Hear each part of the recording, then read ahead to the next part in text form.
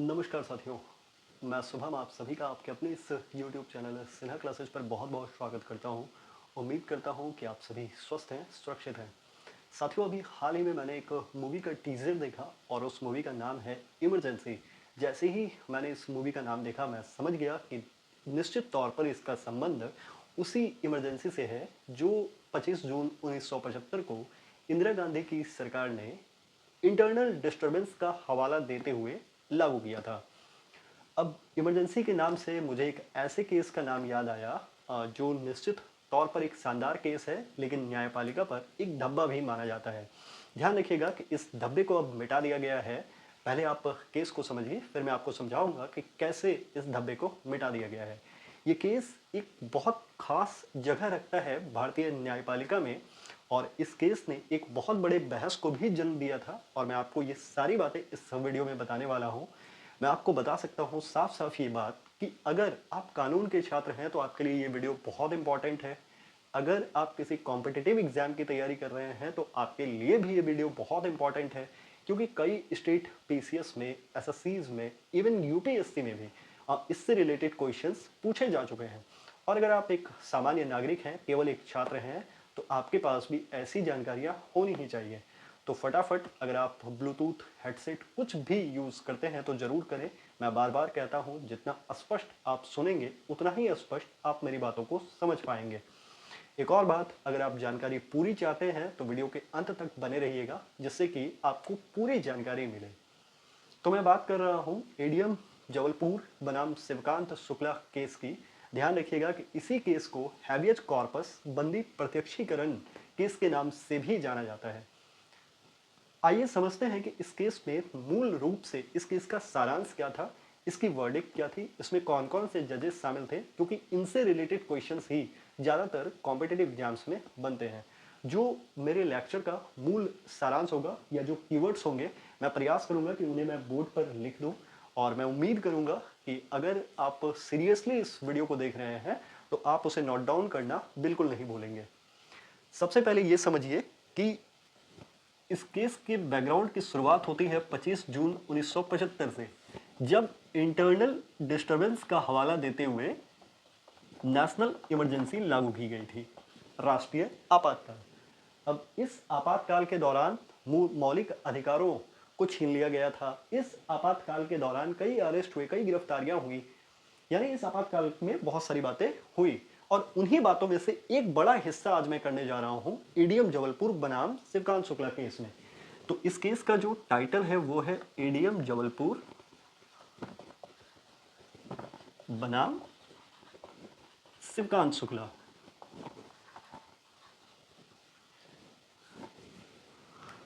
तो इनकी भी गिरफ्तारी हुई। गिरफ्तारी होने के बाद कई जगह तो गिरफ्तारी होने के बाद याचिकाएं दायर हुई, और एक याचिका होती है, मैं आपको बताऊं, हैबियस कॉर्पस। हैबियस कॉर्पस का मतलब होता है बंदी प्रत्यक्षीकरण, और ये ध्यान रखिएगा कि ये एक रीट है, और रीट होने का सीधा मतलब है कि ये आदेश है एक तरह से। इंडियन कॉन्स्टिट्यूशन में, भारतीय संविधान में आर्टिकल 32 के तहत सुप्रीम कोर्ट को और आर्टिकल 226 के तहत हाई कोर्ट को ये अधिकार है कि वो रीट जारी कर सकता है।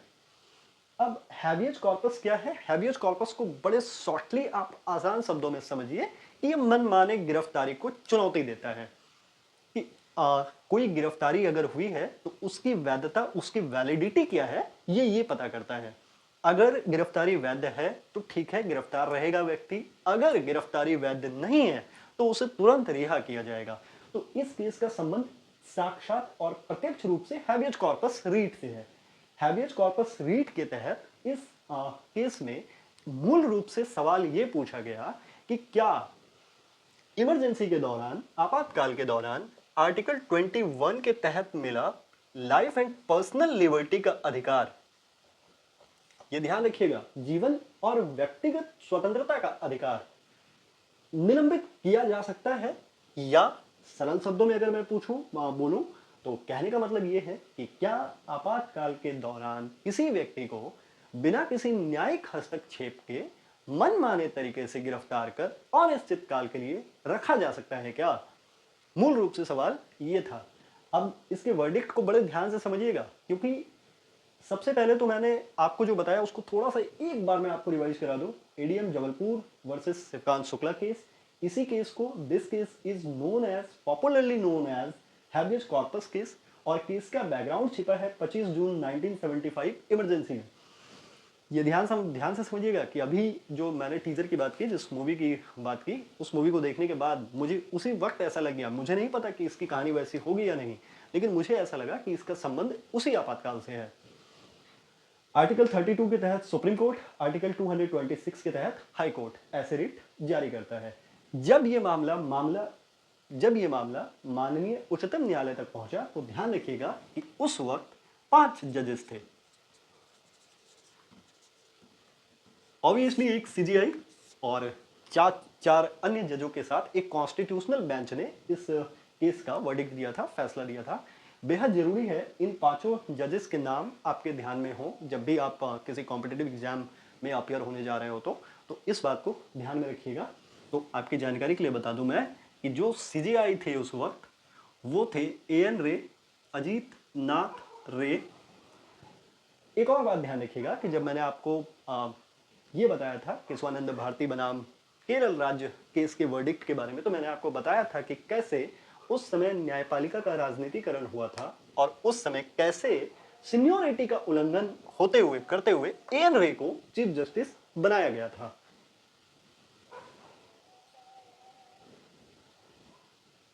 अब ये सीनियोरिटी, ये भी एक कीवर्ड है, सीनियोरिटी। अब इसको समझना भी जरूरी है कि सीनियोरिटी क्या है और मैं किस बारे में बात कर रहा हूं, तो थोड़ा सा एक 2 लाइन डिटेल कर देता हूं। दरअसल भारत में न्यायाधीशों की नियुक्ति की एक बड़ी अनोखी और अनूठी परंपरा है और वो है कॉलेजियम। ये व्यवस्था कहलाती है कॉलेजियम व्यवस्था।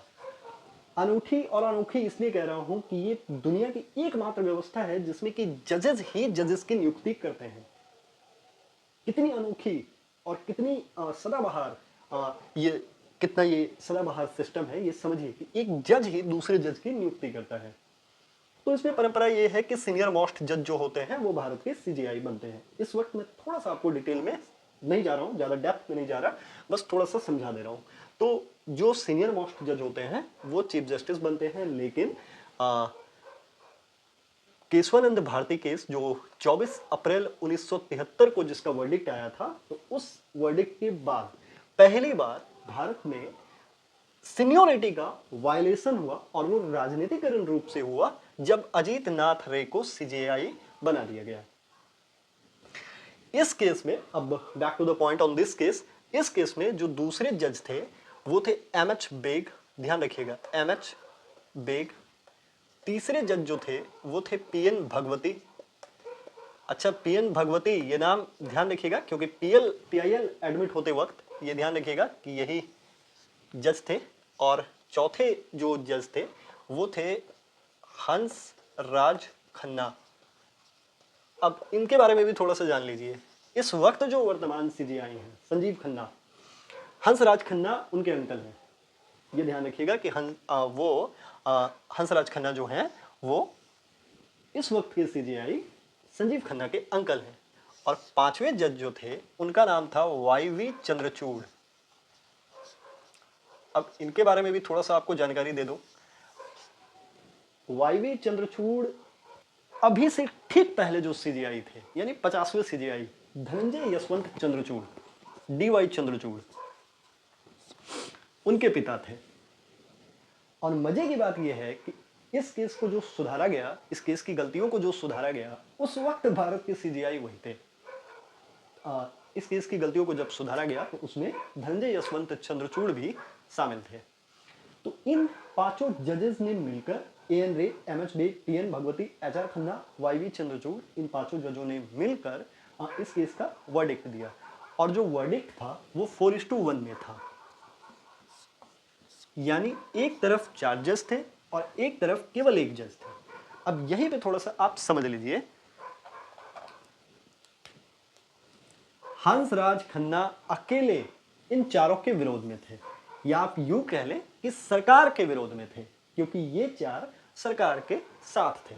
देखो अब इस केस में इन 4 जजेस ने हंसराज खन्ना को छोड़कर बाकी के जो 4 जजेस थे उनका कहना था कि हाँ सरकार का फैसला उनका फैसला था कि हाँ सरकार इमरजेंसी के दौरान हैवियस कॉर्पस रेट जारी नहीं की जा सकती है। सरकार के द्वारा जो गिरफ्तारी है वो ठीक है, उस गिरफ्तारी को उन्होंने ठीक ठहराया। लेकिन केवल हंसराज खन्ना ने ये बातें कही कि स्वतंत्रता का जो अधिकार है वो प्राकृतिक है, उसका जो स्वरूप है, उसका जो नेचर है वो प्राकृतिक है, ये ध्यान रखना।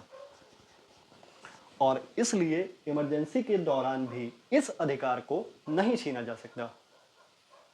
हंसराज खन्ना ने एक साहसी कदम उठाया जो भारतीय न्यायपालिका में आज तक शायद समय के अंत तक याद रखा जाएगा। वो जो एक स्वतंत्र न्यायपालिका का सिद्धांत लेकर हमारा भारतीय संविधान चलता है या हमारा भारतीय संविधान जिसकी व्याख्या करता है, उसका एक उदाहरण देखने को मिला हंसराज खन्ना जी के द्वारा कि उन्होंने स्वतंत्रता के अधिकार को प्राकृतिक बताया और ऐसा कहा कि इमरजेंसी के दौरान भी इस तरह के अधिकार को नहीं छीना जा सकता। हालांकि इस जो केस का वर्डिक्ट है वो निसंदेह सरकार के पक्ष में था, क्योंकि 4-1 से फैसला था, तो बहुमत जो था वो सरकार की तरफ था। लेकिन कहते हैं कि बाद में पीएन भगवती साहब ने भी इस अपने फैसले पर और जो सहमति थी उस पर दुख जताया था, लेकिन वो बात की बात है। लेकिन यहाँ हंसराज खन्ना ने तो स्पष्ट रूप से असहमत थे वो इस मामले से।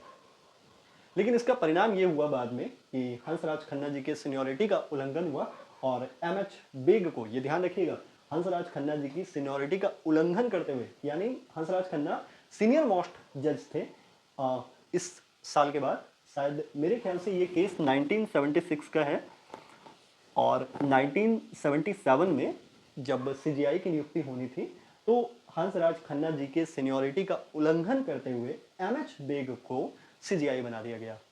उत्तर में हंसराज खन्ना जी ने इस्तीफा दे दिया, रेजिग्नेशन दे दिया। इस साहसिक कदम को भी हमेशा याद रखा जाएगा। कह सकते हैं कि एक बार फिर यहाँ पर न्यायपालिका का राजनीतिकरण हुआ था। इसलिए मैं कह रहा हूँ कि इस केस को ये केस एक धब्बे के रूप में माना जाता है, क्योंकि इसमें 4 जजों ने स्वतंत्रता के अधिकार को के बारे में ये कहा कि इमरजेंसी के दौरान इस अधिकार को छीना जा सकता है। केवल एक जज थे जिन्होंने कहा कि नहीं छीना जा सकता। ये ध्यान रखिएगा। इस केस ने मौलिक अधिकार से संबंध, यानी मौलिक अधिकार से संबंधित और स्वतंत्रता से संबंधित कई बड़े बहस को जन्म दिया, जिसमें बाद में बहुत बड़ी बड़ी बहसें हुई और फिर बाद में स्पष्ट रूप से उन पर मत बन पाया। इनकी गलतियों को सुधारा गया साल 2017 में पुत्तस्वामी, ध्यान रखिएगा, पुत्तस्वामी वर्सेस यूनियन ऑफ इंडिया के केस में। इस केस में माननीय उच्चतम न्यायालय ने साफ साफ ये कहा कि 1976 में एडीएम जबलपुर बनाम शिवकांत शुक्ला में जो फैसला दिया गया था वो एक ऐतिहासिक भूल